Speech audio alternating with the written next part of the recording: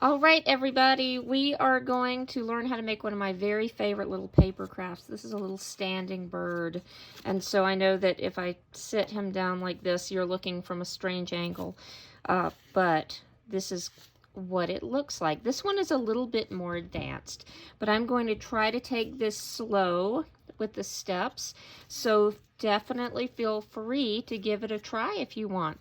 I'm going to sit this little guy over here. So most of the pop-ups and things we've been doing, we've been talking about folding our paper this way, the hamburger way. For this one, I like to fold it hot dog style or the longer way. So I'm going to fold this, and I'm going to give it a nice crease with my fingernail. And so what we're going to do, we're going to be drawing the pattern along the folded edge. We have the open edge and the folded edge. I'm going to draw this pattern, and then I'm going to wait for a little bit to give you a chance, if you're drawing along with me, so that you can do this. So this is kind of a heavy marker, so you can see the lines. I would recommend using a pencil. So let's take this in steps. So this part is going to be the bird's head. So this is half of a beak, half of the neck and head. So after doing this, I'm going to go up to start the wing. So that is the beginning of my wing. I don't think I draw this exactly the same anytime, so please don't worry if yours is not exactly like mine. So you can keep this smooth, or you can add some bumps here for feathers. So that's our half of a beak, half of a head, and one wing right here. Okay, so this next part, I'm going to go from the bottom here, and this is going to form the bird's tail. So kind of more curved, sort of like a little cloud. And I'm going to go in like that. So what you're going to notice, this area is blank. I have nothing right there. I'm going to let this sit for a moment so you can see my lines, give you a little bit of a chance to draw the pattern in.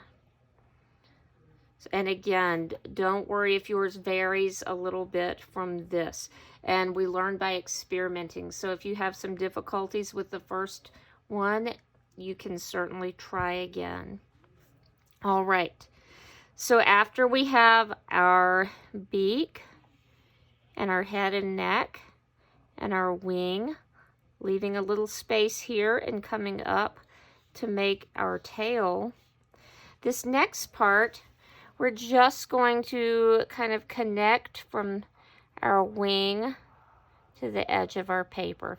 And that could be one smooth line, or you can add some bumps. That's going to be kind of the stand, or I like to think of the bird kind of in a cloud or something. So that is our pattern. Again, I'm going to let this sit here for just a minute so that you can have a good look at that pattern, and you can get yours drawn. And so this is the only one of the things that I've been showing you lately that will actually have a piece that gets cut all the way off and becomes a scrap for recycling. So it's going to be all this edge right here. We're not going to be keeping that as part of our final design. Everything else will stay. All right, so we are ready to cut. So I'm just going to start right here. You can start wherever you want to cut. And I'm just cutting slowly and carefully. One little cutting tip that I find helpful is I often turn the paper, not the scissors. And I think that's a little bit easier. You can use whatever method works for you. But I find that to be an easier way to cut fancy designs especially. It's a little bit easier on your arm. You can always, if you get into a tight spot too, see if there's another area you can put your scissors in and come down to that. So this part, I want to be very careful so I don't cut his little beak off. And so this is the part that becomes recycling or trash. I'll lay that aside. Okay, so this is what I have now, and I did cut this part loose, and now I have to cut this. It's not coming off of our paper. It's going to stay attached in here.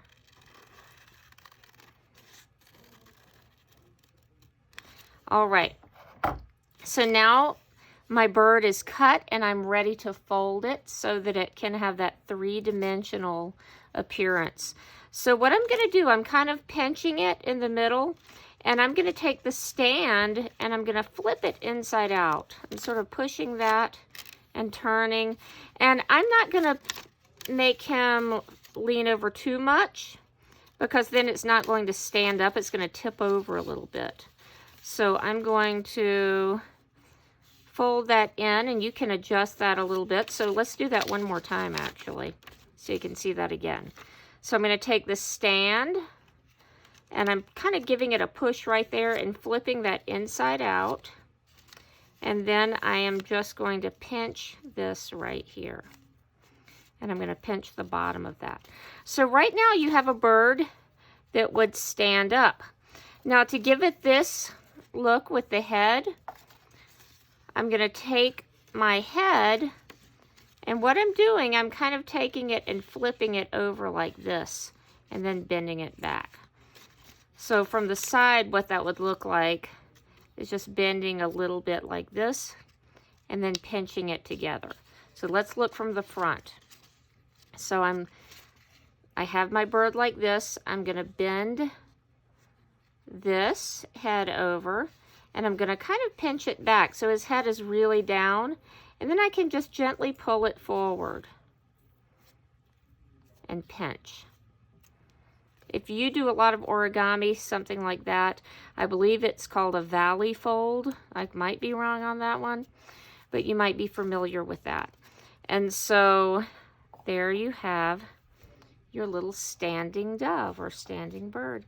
And this is, again, one of my very favorites. You can see this was the exact same size of paper, and this one is a bit different. So I do it a little bit differently each time. And you can experiment. You can try different colors if you have different colors. You can, of course, draw on these if you want to color them in. And let's hope that you have some fun making some cool standing birds.